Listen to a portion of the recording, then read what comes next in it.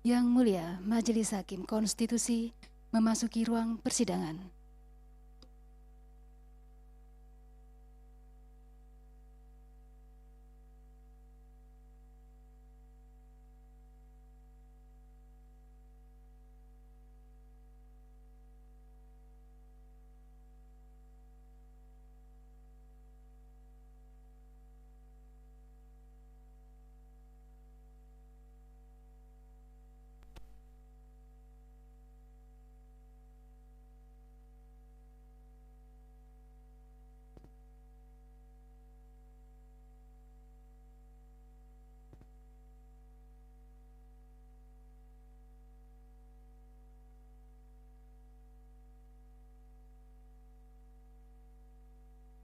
Hadirin disilakan duduk kembali.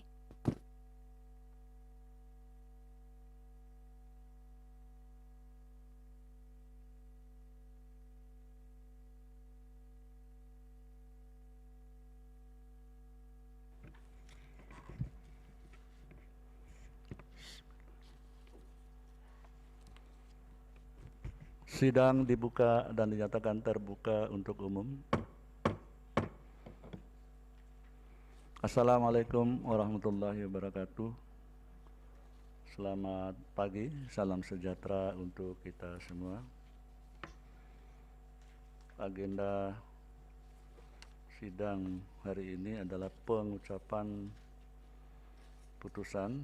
Ada 3 perkara, nomor 60, 61, 64 tahun 2001. Kemudian untuk para pihak semuanya hadir, kita langsung mulai pengucapan putusan ini dengan nomor perkara 60. Putusan nomor 60 garis miring PU garis datar 19 garis miring 2021.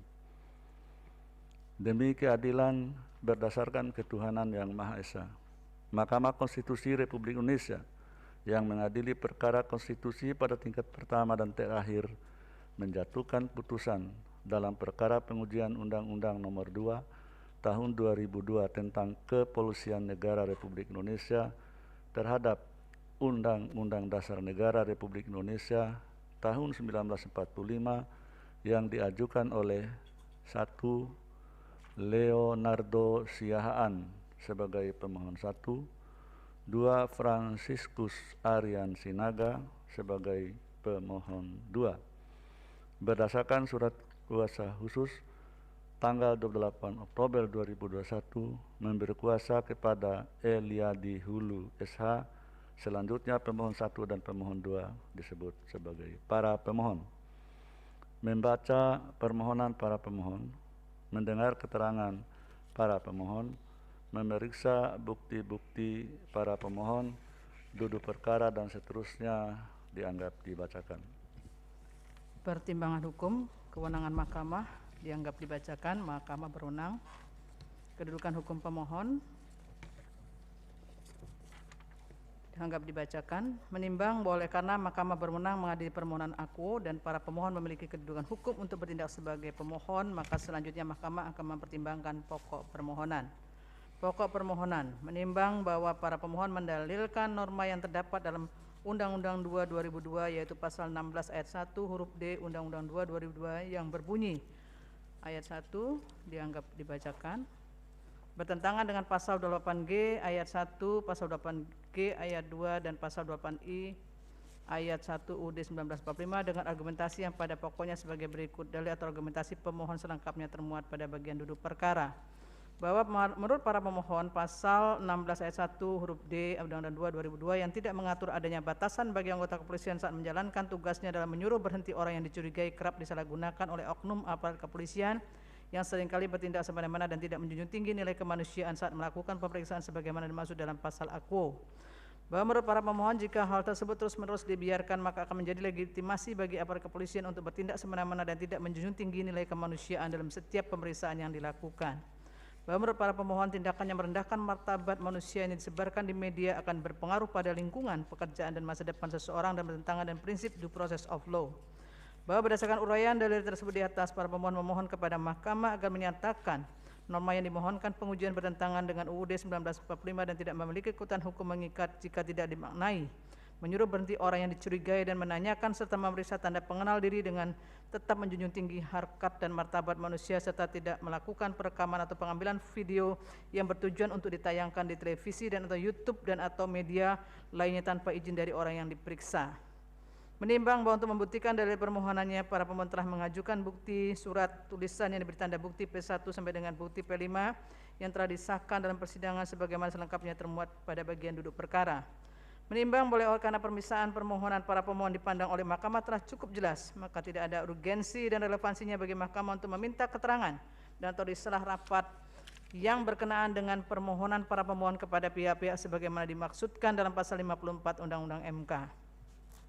Menimbang bahwa setelah membaca secara saksama permohonan para pemohon beserta bukti-bukti yang diajukan oleh para pemohon, inti permohonan akuo sesungguhnya bertumbuh pada persoalan apakah dengan tidak dibatasinya kewenangan kepolisian untuk menyuruh berhenti seseorang yang dicurigai dan diperiksa identitasnya sebagaimana diatur dalam pasal 16 ayat 1 huruf D Undang-Undang 2 2002 akan mengakibatkan aparat kepolisian menjadi sewenang-wenang dalam melaksanakan tugasnya yang seringkali menyebabkan kehormatan dan martabat seseorang yang dilindungi oleh pasal 28G ayat 1, pasal 28G ayat 2 dan pasal 28I ayat 1 UUD 1945 menjadi terabaikan.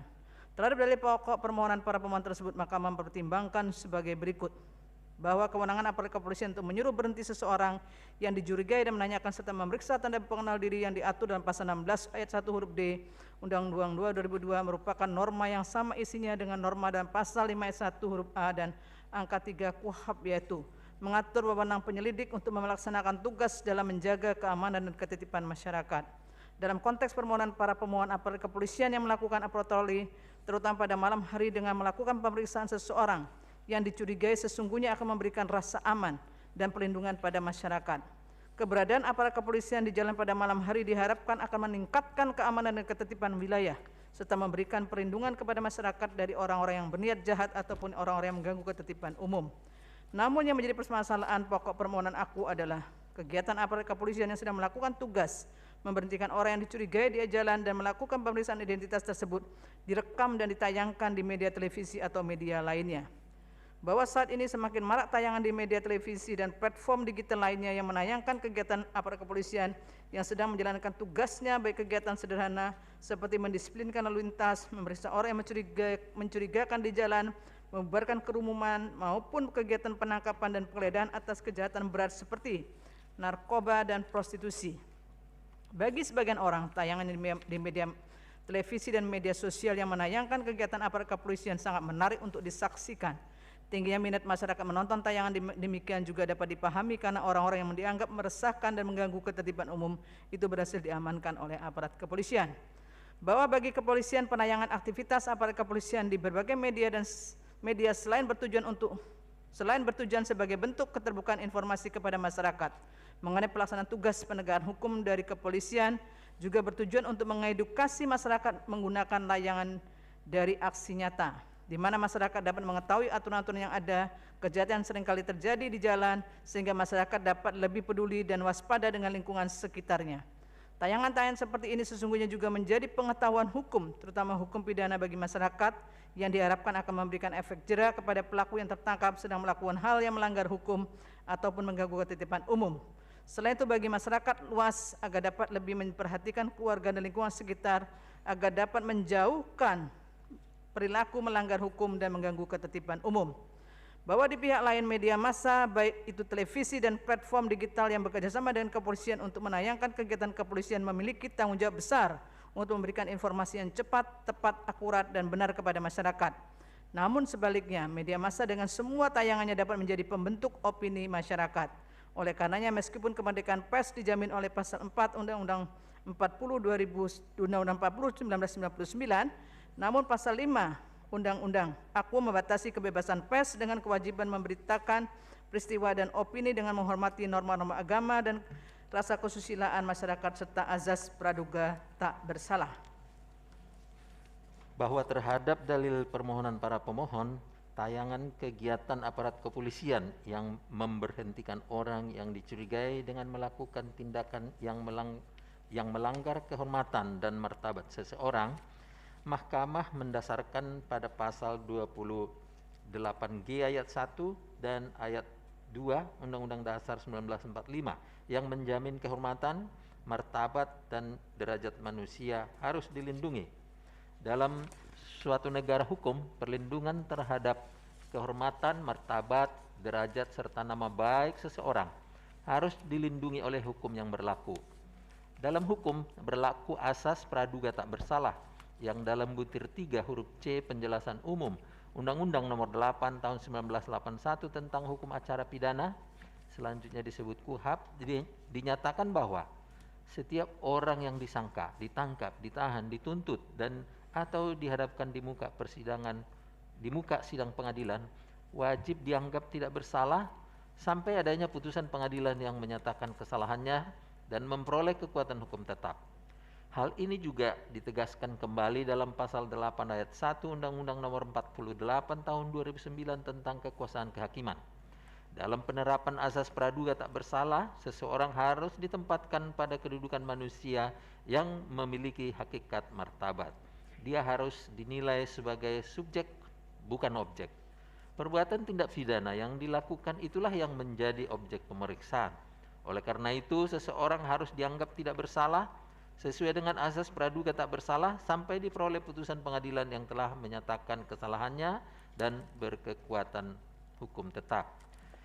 Bahwa dalam konteks permohonan akuo, menurut Mahkamah, setiap tayangan di media manapun yang dapat disaksikan oleh masyarakat luas akan membentuk opini publik. Karena memang itulah tugas media dan pers sebagaimana telah disebutkan pada paragraf 3.10.1 di atas.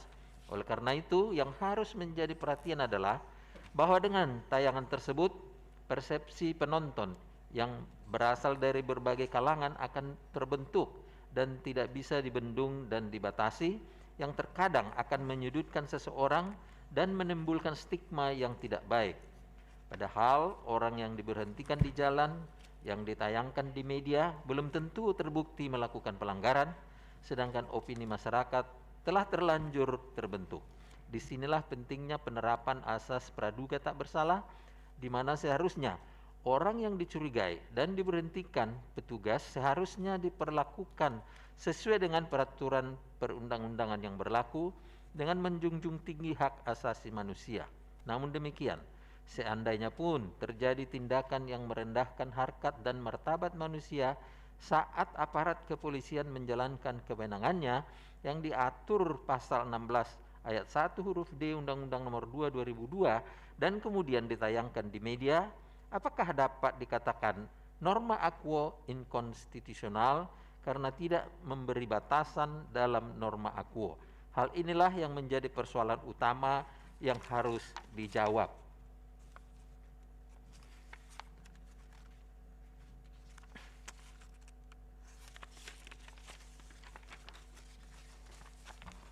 Bahwa untuk menjawab persoalan utama permohonan para pemohon, Mahkamah akan melihat kembali pada norma pasal 16 ayat 1 huruf D Undang-Undang Nomor 2 Tahun 2002 yang tidak dapat dilepaskan dengan norma pasal 13 Undang-Undang Nomor 2 2002 mengenai tugas pokok kepolisian, yaitu memelihara keamanan dan ketertiban masyarakat, menegakkan hukum, memberikan perlindungan, pengayoman, dan pelayanan kepada masyarakat. Menurut Mahkamah, sebagai sebuah norma, Pasal 16 ayat 1 huruf D Undang-Undang Nomor 2 2002 telah jelas terumusannya dan tidak menimbulkan tafsir yang berbeda. Norma-norma yang mengatur tugas dan kewenangan demikian menurut Mahkamah tidaklah harus dijelaskan lebih lanjut karena sudah cukup jelas. Kewenangan memberhentikan orang yang dicurigai merupakan langkah awal dilakukannya pemeriksaan untuk menemukan tindak pidana atau pelanggaran hukum dalam suatu peristiwa. Kewenangan demikian adalah kewenangan yang dimiliki oleh kepolisian di negara manapun. Bahwa dengan tidak adanya batasan yang tersurat dalam norma pasal 16 ayat 1 huruf D Undang-Undang Nomor 2 Tahun 2002 yang menyebutkan kalimat untuk menjunjung tinggi harkat dan martabat manusia serta tidak melakukan perekaman atau pengambilan video yang bertujuan untuk ditayangkan di televisi dan atau YouTube dan atau media lainnya tanpa izin dari orang yang diperiksa. Sebagaimana permintaan para pemohon, bukan berarti norma aquo melanggar hak atas jaminan perlindungan harkat dan martabat, apalagi merendahkan derajat manusia yang telah dijamin oleh pasal 28G ayat 1 dan ayat 2 serta pasal 28I ayat 1 Undang-Undang Dasar 1945. Batasan-batasan dari kewenangan aquo dalam teknis pelaksanaannya diatur lebih lanjut dalam peraturan pelaksana yang tidak mungkin kesemuanya tertuang dalam undang-undang. Selain itu, semua kewenangan kepolisian yang diatur dalam pasal 16 Undang-Undang Nomor 2 Tahun 2002 tetap tunduk pada batasan-batasan yang diatur dalam peraturan perundang-undangan. Terlebih lagi pasal 19 ayat 1 Undang-Undang Nomor 2 2002 diatur secara tegas bahwa dalam melaksanakan tugas dan wewenangnya, kepolisian senantiasa bertindak berdasarkan norma hukum dan mengindahkan norma agama, kesopanan, kesusilaan, serta menjunjung tinggi hak asasi manusia. Pasal 34 Undang-Undang Nomor 2 Tahun 2002 juga menegaskan bahwa sikap dan perilaku pejabat kepolisian negara Republik Indonesia terikat pada Kode Etik Profesi Kepolisian Negara Republik Indonesia. Bahwa selain itu, kepolisian juga memiliki standar operational procedure atau aturan disiplin dan peraturan Kapolri dalam pelaksanaan tugas, di mana setiap aparat kepolisian terikat pada semua peraturan tersebut dan jika melanggar peraturan maka aparat yang bersangkutan harus mempertanggungjawabkannya baik secara hukum, moral maupun secara teknik, profesi, dan terutama hak asasi manusia. Sebagai pedoman hidup kepolisian yang memiliki tribrata dan catur prasatya yang merupakan sumber nilai kode etik profesi kepolisian yang mengalir dari falsafah Pancasila yang menjunjung tinggi nilai-nilai kemanusiaan yang adil dan beradab sehingga harus tercermin pada aparat kepolisian RI dalam melaksanakan tugas dan wewenangnya. Komitmen untuk memperhatikan hak asasi manusia dalam melaksanakan tugas kepolisian disebut dalam penjelasan umum Undang-Undang Nomor 2 Tahun 2002 pada pokoknya menyatakan perlindungan dan pemajuan hak asasi manusia sangat penting karena menyangkut harkat dan martabat manusia. Selain itu, setiap anggota kepolisian wajib mempedomani dan menaati ketentuan Undang-Undang Nomor 5 Tahun 1998 tentang ratifikasi konvensi menentang penyiksaan dan perlakuan atau penghukuman lain yang kejam dan tidak manusiawi atau merendahkan martabat manusia, dan Undang-Undang Nomor 39 Tahun 1999 tentang hak asasi manusia. Lebih lanjut, aparat kepolisian juga harus memerhatikan perundang-undangan yang berkaitan dengan tugas dan wewenangnya, antara lain KUHAP dan peraturan perundangan lain yang menjadi dasar hukum pelaksanaan tugas dan wewenang kepolisian. Bahwa berdasarkan uraian tersebut di atas maka telah jelas terdapat batasan-batasan yang berlaku dalam pelaksanaan norma pasal 16 ayat 1 huruf D Undang-Undang Nomor 2 Tahun 2002 meskipun tidak tersurat dalam norma aquo. Oleh karena itu, apabila dalam pelaksanaannya terjadi pelanggaran, maka hal itu adalah persoalan implementasi dari norma dimaksud, bukan merupakan persoalan konstitusionalitas norma. Menimbang bahwa terlepas dari tidak adanya persoalan inkonstitusionalitas norma terhadap pasal aquo, Mahkamah mengingatkan agar masyarakat selalu mendukung pelaksanaan tugas kepolisian dengan menyeimbangkan perlindungan hak asasi yang dimilikinya dengan cara tidak segan-segan untuk mengingatkan kepada aparat kepolisian dan menggunakan keberatan apabila dalam pelaksanaan tugasnya kepolisian melanggar hak asasinya. Bahwa lebih lanjut berkenaan dengan pelaksanaan norma pasal 16 ayat 1 huruf D Undang-Undang Nomor 2 Tahun 2002, Mahkamah menegaskan agar diimplementasikan dengan selalu menjunjung prinsip due process of law yang selalu berdampingan dengan asas praduga tak bersalah sebagaimana diamanatkan oleh KUHAP. Menimbang bahwa berdasarkan seluruh pertimbangan hukum di atas, Mahkamah berpendapat bahwa tidak adanya batasan kewenangan kepolisian yang diatur dalam pasal 16 ayat 1 huruf D Undang-Undang Nomor 2 Tahun 2002 bukanlah menjadi penyebab oknum kepolisian melakukan tindakan yang merendahkan martabat dan kehormatan orang lain. Persoalan yang para pemohon dalilkan bukanlah persoalan konstitusionalitas norma, melainkan persoalan implementasi dari norma pasal aquo yaitu ayat 1 huruf D Undang-Undang Nomor 2 2002, persoalan implementasi norma terkait dengan tayangan kegiatan kepolisian yang marak di media massa, menurut Mahkamah telah memiliki batasan yang jelas sebagaimana diatur dalam peraturan perundang-undangan, kode etik profesi, serta peraturan pelaksana lainnya. Oleh karena itu, baik aparat kepolisian maupun media massa diharapkan dapat selalu berhati-hati dalam menjalankan tugas dan fungsinya agar tetap dalam koridor yang menjunjung tinggi hak asasi manusia dan mentaati peraturan perundang-undangan yang berlaku. Dengan demikian, menurut Mahkamah, pasal 16 ayat 1 huruf D Undang-Undang Nomor 2 tahun 2002 adalah norma yang konstitusional. Sehingga kekhawatiran para pemohon berkenaan dengan adanya tindakan merendahkan harkat dan martabat sebagaimana dijamin dalam pasal 28G ayat 1 dan ayat 2 Undang-Undang Dasar 1945 dan kekhawatiran akan diperlakukan semena-mena sebagaimana dijamin dalam pasal 28I ayat 1 Undang-Undang Dasar 1945 merupakan persoalan implementasi norma aquo, bukan persoalan inkonstitusionalitas norma. Menimbang bahwa berdasarkan pertimbangan hukum tersebut di atas, permohonan para pemohon tidak beralasan menurut hukum. Konklusi, berdasarkan penilaian atas fakta dan hukum sebagaimana diuraikan di atas, Mahkamah berkesimpulan: 1. Mahkamah berwenang mengadili permohonan akuo. 2. Para pemohon memiliki kedudukan hukum untuk mengajukan permohonan akuo. 3. Pokok permohonan tidak beralasan menurut hukum.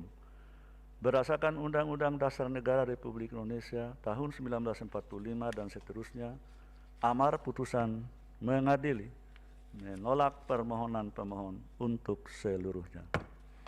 Demikian diputus dalam rapat permusyawaratan hakim oleh 9 hakim konstitusi, yaitu Anwar Usman selaku ketua merangkap anggota, Aswanto Manahan MP Sitompul, Eni Nurbaningsi, Daniel Yusmik PFW, Suhartoyo, Arif Hidayat, Saldi Isra, dan Wahiduddin Adams, masing-masing sebagai anggota pada hari Kamis tanggal 6 bulan Januari tahun 2022 dan pada hari Rabu tanggal 19 bulan Januari tahun 2022 yang diucapkan dalam sidang pleno Mahkamah Konstitusi terbuka untuk umum pada hari Selasa tanggal 25 bulan Januari tahun 2022 selesai diucapkan pukul 10.33 WIB oleh 9 hakim konstitusi tersebut di atas, dibantu oleh Yunita Ramadhani sebagai panitera pengganti, serta dihadiri oleh para pemohon dan atau kuasanya, Dewan Perwakilan Rakyat atau yang mewakili, dan Presiden atau yang mewakili.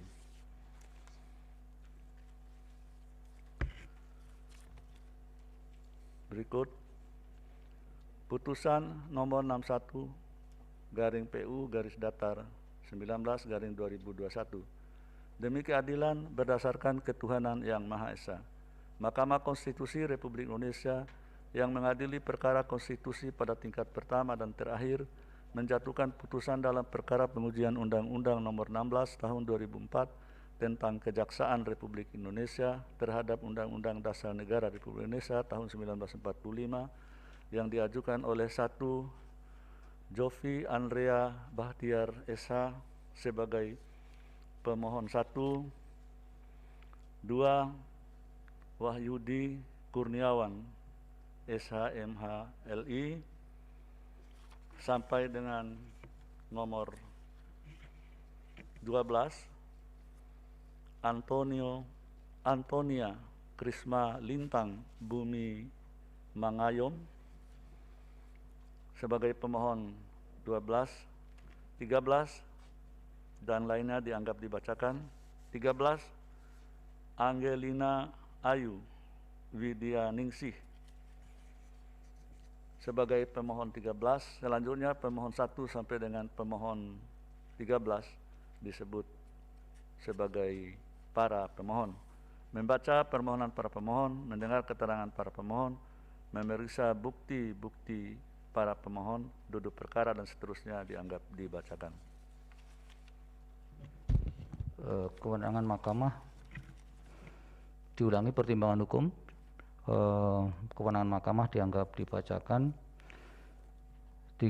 Paragraf 3.2 menimbang bahwa permohonan para pemohon adalah permohonan untuk menguji konstitusionalitas norma undang-undang NKS Undang-Undang Nomor 16 Tahun 2004 tentang Kejaksaan Republik Indonesia, lembaran negara dan seterusnya dianggap dibacakan, sehingga Mahkamah berwenang menguji permohonan aku.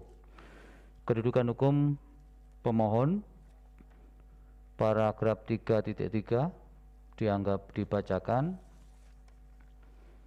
Paragraf 3.4 juga dianggap dibacakan. Paragraf 3.5 angka 1 dianggap dibacakan. Angka 2, bahwa para pemohon dalam permohonan aku terdiri atas para perseorangan warga negara yang masing-masing berprofesi sebagai analis penuntutan, dosen, advokat, konsultan hukum, dan mahasiswa, tetapi juga secara bersama-sama merupakan aktivis yang memiliki kesamaan kepentingan, yaitu berkeinginan agar Kejaksaan Republik Indonesia secara normatif memiliki kejelasan kedudukan dalam struktur ketatanegaraan.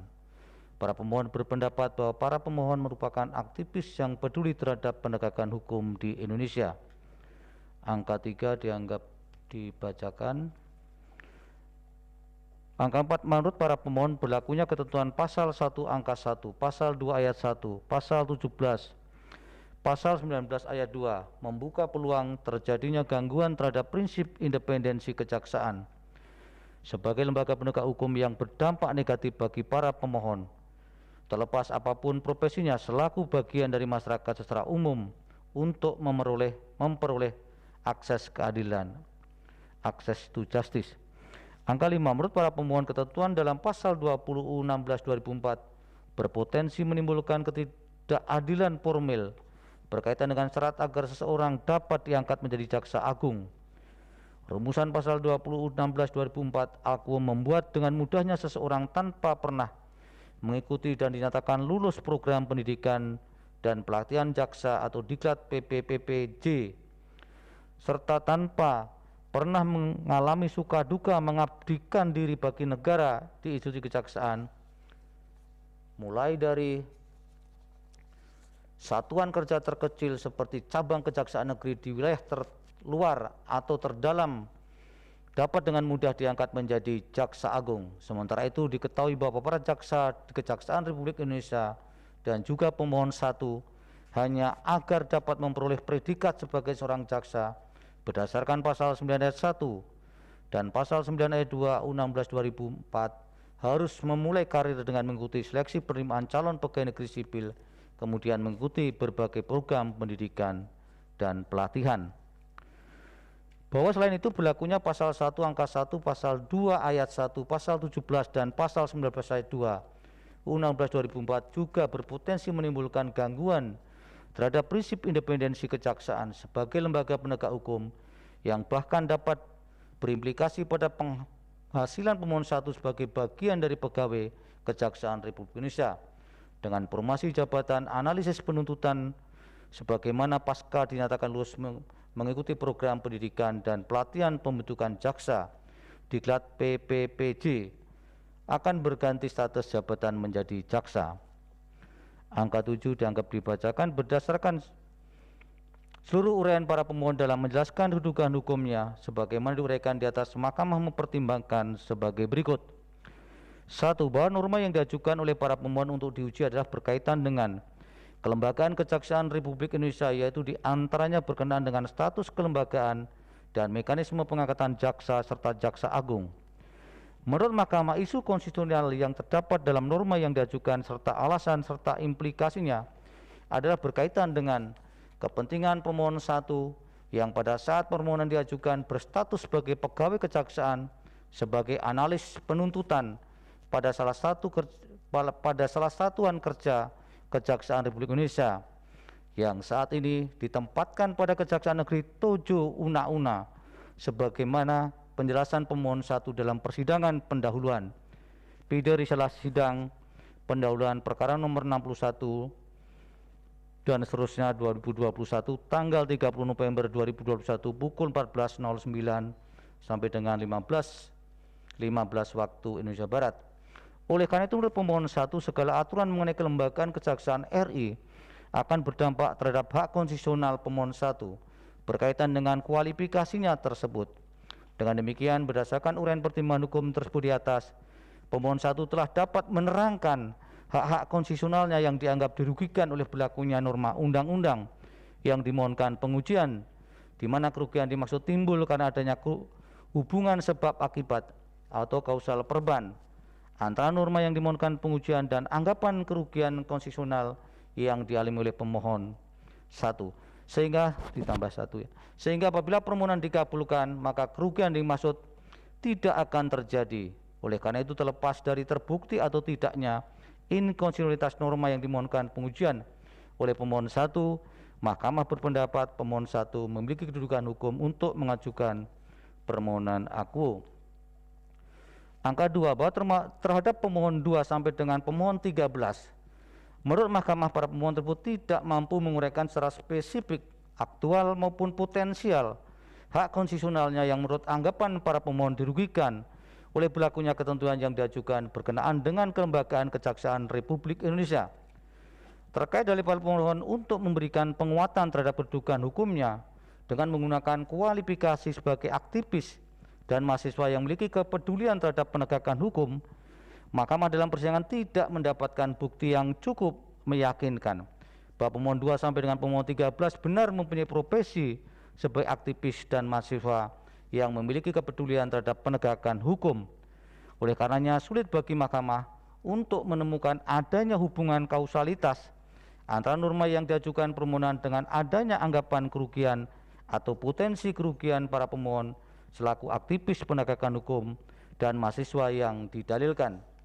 Demikian halnya berkenaan dengan argumentasi para pemohon bahwa sebagian dari para pemohon, yaitu pemohon 1, pemohon 8, pemohon 9, pemohon 10 terlibat aktif baik sebagai pemohon maupun kuasa pemohon dalam kegiatan judicial review Undang-Undang Nomor 19 Tahun 2019 tentang perubahan kedua atas Undang-Undang 30 Tahun 2002 tentang Komisi Pemberantasan Tindak Pidana Korupsi yang telah diputus melalui putusan Mahkamah Konstitusi Nomor 77 dan seterusnya 2019. Mahkamah berpendapat bahwa diberikannya kedudukan hukum pada suatu perkara tidak serta-merta menjadikan pemohon tersebut mendapatkan kedudukan hukum untuk perkara lainnya, karena masing-masing perkara memiliki karakteristik yang berbeda-beda, termasuk keterkaitannya dengan anggapan kerugian konstitusional masing-masing pemohon. Dengan demikian, berdasarkan pertimbangan hukum di atas, Mahkamah berpendapat pemohon 2, pemohon 3, pemohon 4, pemohon 5 sampai dengan pemohon 13 tidak memiliki kedudukan hukum untuk mengajukan permohonan akuo. Berdasarkan uraian pertimbangan hukum tersebut di atas berkenaan dengan kedudukan hukum para pemohon, Mahkamah berkesimpulan terhadap pemohon 1 memiliki kedudukan hukum untuk mengajukan permohonan akuo, sedangkan para pemohon selain dan selebihnya, yaitu pemohon 2 sampai dengan pemohon 13 tidak memiliki kedudukan hukum sebagai pemohon dalam permohonan akuo. Menimbang bahwa oleh karena Mahkamah berwenang mengadili permohonan akuo dan pemohon 1 selanjutnya disebut pemohon memiliki kedudukan hukum untuk bertindak sebagai pemohon, maka selanjutnya Mahkamah akan mempertimbangkan pokok permohonan. Pokok permohonan menimbang bahwa dalam pokok permohonan, pemohon mengajukan permohonan pengujian norma yang terdapat dalam UU 16 2004. Sebelum mempertimbangkan lebih lanjut permohonan pemohon, Mahkamah perlu mempertimbangkan hal-hal berkenaan dengan undang-undang yang menjadi objek permohonan tersebut sebagai berikut. Bahwa pemohon mengajukan pengujian terhadap norma pasal 1 angka 1, pasal 2 angka 1 ayat 1, pasal 17, pasal 19 ayat 2, dan pasal 20 UU 16 2004. Melalui permohonan bertanggal 11 November 2021 sebagaimana diuraikan pada bagian duduk perkara putusan ini. Terhadap undang-undang tersebut pada 31 Desember 2021, pemerintah ternyata telah mengesahkan dan mengundangkan Undang-Undang 11 tahun 2021 tentang perubahan atas Undang-Undang 16 tahun 2004 tentang Kejaksaan Republik Indonesia, Lembaran Negara Republik Indonesia tahun 2021 nomor 298, tambahan Lembaran Negara Republik Indonesia nomor 6755, selanjutnya disebut UU 11 2021. Dalam hal ini UU 11 2021 diundangkan sebagai perubahan terhadap UU 16 2004 yang merupakan objek permohonan akuo. bahwa sejak diundangkannya UU 11 2021, maka sebagian materi norma dalam UU 16 2004 telah mengalami perubahan dan sebagian norma lagi dinyatakan tidak berlaku.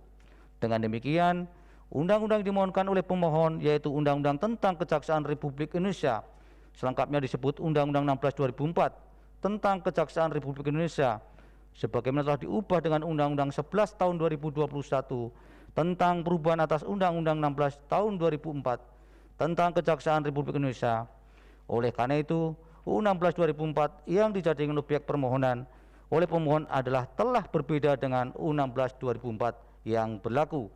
Karena undang-undang dijadikan objek seharusnya UU 16 2004 sebagaimana telah diubah dengan UU 11 2021 sebagai satu kesatuan, sehingga objek permohonan yang diajukan pemohon adalah tidak lagi sebagaimana substansi undang-undang yang dimohonkan pengujiannya. Bahkan sebagian besar norma pasal yang diajukan oleh pemohon telah diubah dengan UU 11 2021. Dengan demikian, berdasarkan fakta hukum yang telah dipertimbangkan tersebut di atas, Mahkamah berpendapat permohonan pemohon telah kehilangan objek. Menimbang bahwa walaupun Mahkamah berwenang mengadili permohonan pemohon dan pemohon satu memiliki kedudukan hukum sebagai pemohon dalam permohonan aku, namun oleh karena permohonan pemohon telah kehilangan objek, maka permohonan pemohon tidak dipertimbangkan lebih lanjut. Konklusi, berdasarkan penilaian atas fakta dan hukum sebagaimana diuraikan di atas, Mahkamah berkesimpulan: 1. Mahkamah berwenang mengadili permohonan para pemohon. 2. Pemohon 1 memiliki kedudukan hukum untuk mengajukan permohonan aku. 3. Pemohon 2, pemohon 3, pemohon 4, pemohon 5, pemohon 6, pemohon 7, pemohon 8, pemohon 9, pemohon 10, pemohon 11, pemohon 12, dan pemohon 13 tidak memiliki kedudukan hukum untuk mengajukan permohonan aku. 4. Pokok permohonan para pemohon kehilangan objek. 5. Permohonan para pemohon tidak dipertimbangkan lebih lanjut. Berdasarkan Undang-Undang Dasar Negara Republik Indonesia tahun 1945 dan seterusnya, amar putusan mengadili menyatakan permohonan para pemohon tidak dapat diterima. Demikian diputus dalam rapat permusyawaratan hakim oleh 8 hakim konstitusi, yaitu Anwar Usman selaku ketua merangkap anggota, Aswanto, Suhartoyo, Wahidudin Adams, Arif Hidayat, Manahan MP Sitompul, Eni Nurbaningsi, dan Daniel Yusmik PFOE, masing-masing sebagai anggota pada hari Kamis tanggal 6 bulan Januari tahun 2022 yang diucapkan dalam sidang pleno Mahkamah Konstitusi terbuka untuk umum pada hari Selasa tanggal 25 bulan Januari tahun 2022 selesai diucapkan pukul 10:49 WIB oleh 9 hakim konstitusi dengan dibantu oleh Satria Pamungkas sebagai panitera pengganti serta dihadiri oleh para pemohon, Dewan Perwakilan Rakyat atau yang mewakili, dan Presiden atau yang mewakili.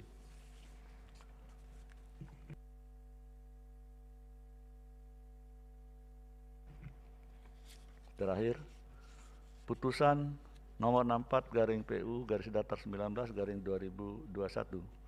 Demi keadilan berdasarkan ketuhanan yang Maha Esa, Mahkamah Konstitusi Republik Indonesia yang mengadili perkara konstitusi pada tingkat pertama dan terakhir menjatuhkan putusan dalam perkara pengujian Undang-Undang Nomor 11 Tahun 2020 tentang Cipta Kerja terhadap Undang-Undang Dasar Negara Republik Indonesia tahun 1945 yang diajukan oleh 1. Perhimpunan Dokter Hewan Indonesia PDHI, selanjutnya disebut sebagai pemohon 1. 2. Dokter Hewan Jack Ruben Simatupang, selanjutnya disebut sebagai pemohon 2. 3. Dokter Hewan Dwi Retno Bayu Pramono, selanjutnya disebut sebagai pemohon 3. 4. Dokter Dedi Fakhrudin Kurniawan Dokter Hewan, selanjutnya disebut sebagai pemohon 4. 5. Dokter Hewan Oki Yosianto Kristiawan, selanjutnya disebut sebagai pemohon 5. 6. Desiana, selanjutnya disebut sebagai pemohon 6. Berdasarkan surat kuasa khusus nomor 2031 dan seterusnya, para pemohon memberi kuasa kepada Putu Bravo Timothy SH MH dan kawan-kawan. Selanjutnya pemohon 1 sampai dengan pemohon 6 disebut para pemohon. Membaca permohonan para pemohon, mendengar keterangan para pemohon, memeriksa bukti-bukti para pemohon, duduk perkara dan seterusnya dianggap dibacakan. Pertimbangan hukum kewenangan mahkamah 3.1 dianggap dibacakan. 3.2 maka mahkamah berwenang mengadili permohonan akuo. Kedudukan hukum pemohon 3.3 dianggap dibacakan. 3.4 dianggap dibacakan. 3.5 menimbang bahwa berdasarkan pertimbangan sebagaimana diuraikan pada paragraf 3.3 dan paragraf 3.4 di atas, mahkamah selanjutnya mempertimbangkan kedudukan hukum pemohon sebagai berikut. 1. Bahwa berkaitan dengan kedudukan hukumnya, para pemohon dalam permohonannya menguji konstitusional norma pasal 34 ayat 16 ayat pasal 34 angka 16 ayat 2 dan pasal 34 angka 17 ayat 1 Undang-Undang Cipta Kerja mengenai perubahan pasal 69 ayat 2 dan pasal 72 ayat 1 Undang-Undang Nomor 18 Tahun 2009 tentang Peternakan dan Kesehatan Hewan, Undang-Undang 18 2009. 2. Bahwa berkaitan dengan permohonan pada angka 1 di atas, yang dimaksudkan oleh para pemohon adalah pengujian konstitusional pasal 34 angka 16 ayat 2 dan angka 17 ayat 1 Undang-Undang 11 2020 yang memuat perubahan pasal 69 ayat 2 dan pasal 72 ayat 1 Undang-Undang 18 2009 yang rumusannya selengkapnya sebagai berikut dianggap dibacakan. 3. Bahwa menurut para pemohon memiliki hak konstitusional sebagaimana diatur dalam pasal 27 ayat 2, pasal 28C ayat 1 dan pasal 28D ayat 1 UUD 1945. 4. Bahwa pemohon 1 adalah Perhimpunan Dokter Hewan Indonesia PDHI yang merupakan badan hukum privat berbentuk perkumpulan yang didirikan berdasarkan akta pendirian permohonan dokter hewan nomor 41 tanggal 30 Juni 1999, Notaris Nyonya Tuti Yunato dan daftarkan di Kementerian Hukum dan Asasi Manusia. PD bukti P4, bukti P5 dan bukti P6. Berdasarkan anggaran dasar PDHI, lembaga ini memiliki salah satu kegiatan membawa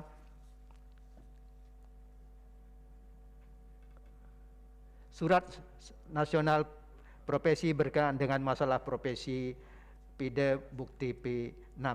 Pemohon 1 selanjutnya dianggap dibacakan. Berdasarkan fakta hukum tersebut, pengajuan permohonan akuo relevan dengan kegiatan dilakukan PDHI termasuk kepentingan organisasi.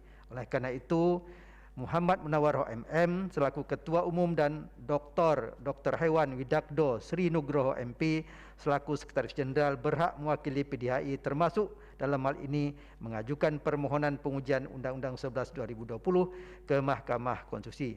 Bahkan dalam persidangan, pemohon 1 menegaskan perihal dimaksud pada risalah persidangan Rabu 5 Januari 2022. 5. Bahwa pemohon 2, pemohon 3, pemohon 4 dan pemohon 5 adalah perorangan warga negara Indonesia yang masing-masing berprofesi sebagai dokter hewan di Kabupaten Bekasi, Kota Tangerang Selatan, Kota Batu dan Kabupaten Tangerang. PD bukti P10A sampai dengan bukti P13B. 6. Bahwa pemohon 6 adalah perorangan warga negara Indonesia yang dibuktikan dengan fotokopi kartu tanda penduduk PD bukti P14 sebagai pengguna jasa dokter hewan serta dedikasikan dirinya untuk membantu hewan liar di jalanan yang membutuhkan penanganan dokter hewan agar terhindar dari penyakit. 7. Bahwa para pemohon menganggap hak konstitusional berpotensi dirugikan akibat berlakunya pasal 34 angka 16 ayat 2 dan angka 17 ayat 1 Undang-Undang 11 2020 yang memuat perubahan pasal 69 ayat 2 dan pasal 72 ayat 1 Undang-Undang 18 2009 yaitu antara lain A, B, C, D, E, F dianggap dibacakan. E dianggap dibacakan. F, bahwa berlakunya perasa wajib memenuhi perizinan berusaha dari pemerintahan pusat sebagaimana tercantum dalam norma akuo merugikan para pemohon dengan adanya ketidakpastian hukum. karena norma Aquo telah mencabut kewenangan pemerintahan daerah dalam melakukan pengawasan pelayanan kesehatan hewan di daerah, tetapi dalam waktu bersamaan norma pasal Aquo dan lampiran pembagian urusan pemerintahan konkuren antara pemerintah pusat dan daerah, provinsi dan daerah kabupaten kota, huruf A angka 3 Undang-Undang Nomor 23 Tahun 2014 tentang pemerintahan daerah masih berlaku.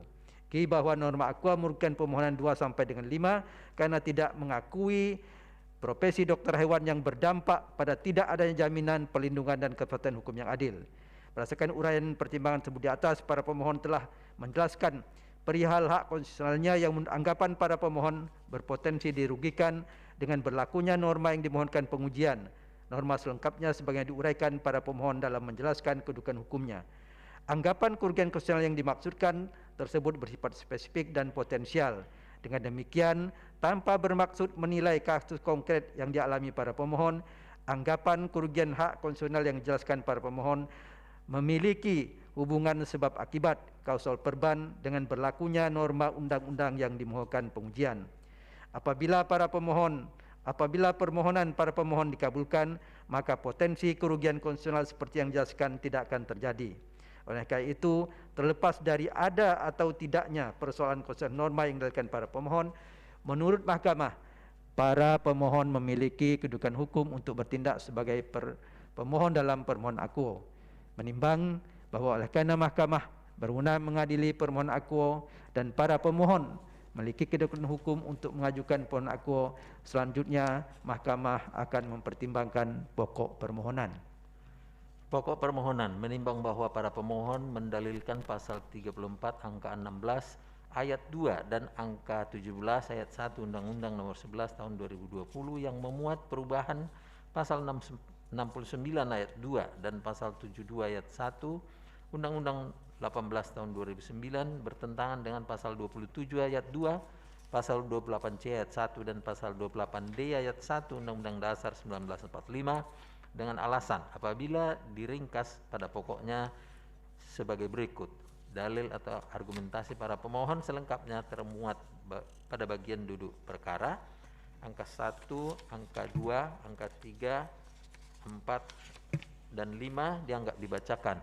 Angka 6 bahwa berdasarkan dalil-dalil permohonan di atas, para pemohon memohon agar mahkamah mengabulkan permohonan para pemohon dengan menyatakan pasal 34 angka 16 ayat 2 dan angka 17 ayat 1 Undang-Undang 11 tahun 2020 yang memuat perubahan pasal 69 ayat 2 dan pasal 72 ayat 1 Undang-Undang 18 tahun 2009 bertentangan dengan Undang-Undang Dasar 1945 dan tidak mempunyai kekuatan hukum mengikat sepanjang tidak dimaknai frasa perizinan berusaha hanya izin praktik yang mengedepankan kompetensi kesehatan hewan yang berlaku nasional.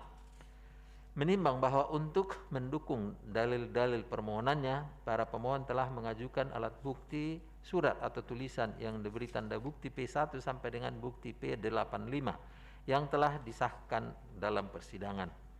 Menimbang bahwa karena permohonan para pemohon telah jelas, maka dengan berdasarkan pasal 54 Undang-Undang Mahkamah Konstitusi, menurut mahkamah tidak terdapat urgensi untuk mendengar keterangan pihak-pihak sebagaimana dimaksud dalam pasal 54 Undang-Undang Mahkamah Konstitusi tersebut.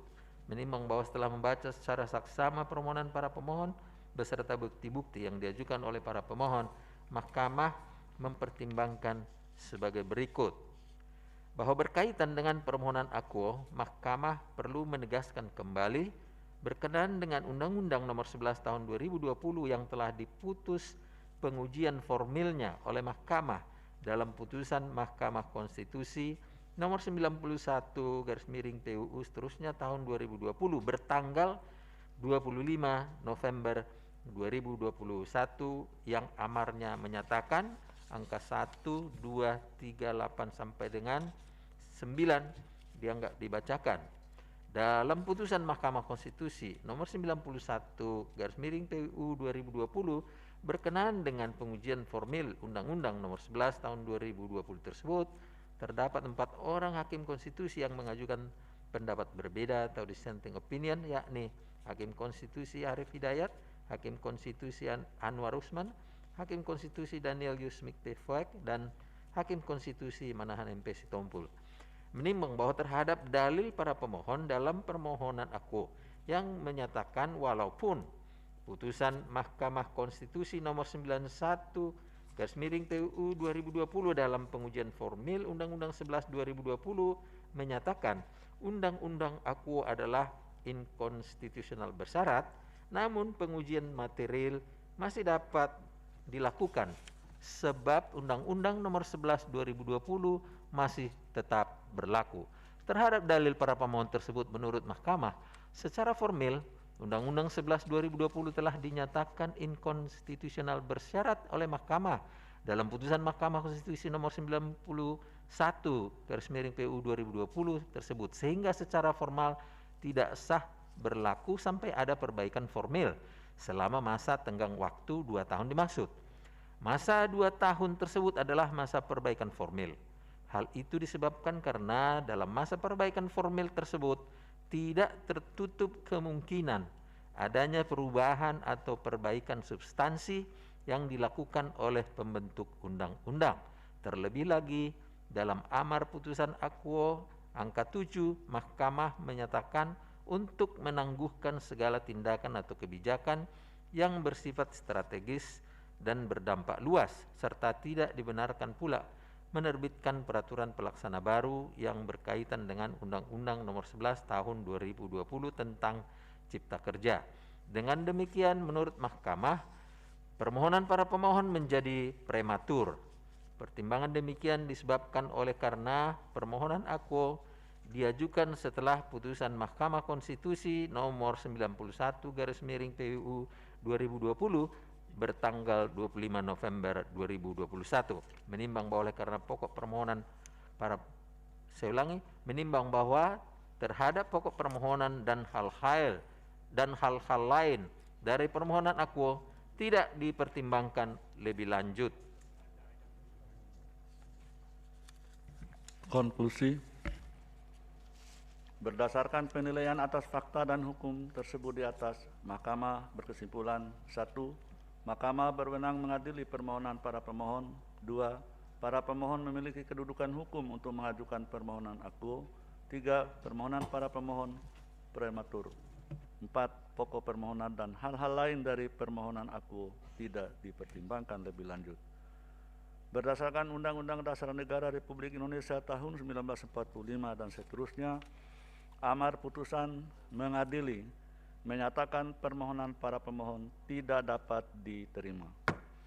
Demikian diputus dalam rapat permusyawaratan hakim oleh 9 hakim konstitusi, yaitu Anwar Usman selaku ketua merangkap anggota, Aswanto, Manahan MP Sitompul, Wahidudin Adams, Daniel Yusmik Tefuek, Arif Hidayat, Eni Nurbaningsi, Saldi Isra, dan Suhartoyo, masing-masing sebagai anggota pada hari Rabu tanggal 19 bulan Januari tahun 2022 yang diucapkan dalam sidang pleno Mahkamah Konstitusi terbuka untuk umum pada hari Selasa tanggal 25 bulan Januari tahun 2022 selesai diucapkan pukul 11.04 WIB oleh 9 hakim konstitusi tersebut di atas dengan dibantu oleh Dian Husnul Khotimah sebagai panitera pengganti serta dihadiri oleh para pemohon dan atau kuasanya, Dewan Perwakilan Rakyat atau yang mewakili, dan Presiden atau yang mewakili.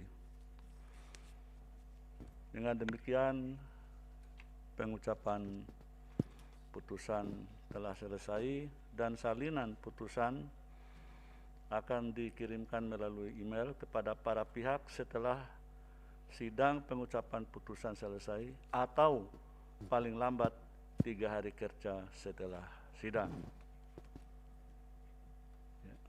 Pengucapan putusan telah selesai. Dengan demikian sidang ditutup. Hadirin dimohon berdiri. Yang Mulia Majelis Hakim Konstitusi meninggalkan ruang persidangan.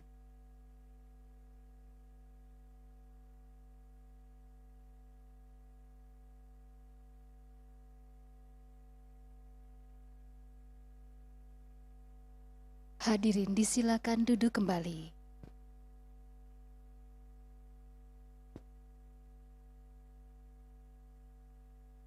Hadirin yang kami hormati, demikianlah persidangan untuk hari Selasa 25 Januari 2022 telah selesai. Terima kasih, selamat siang.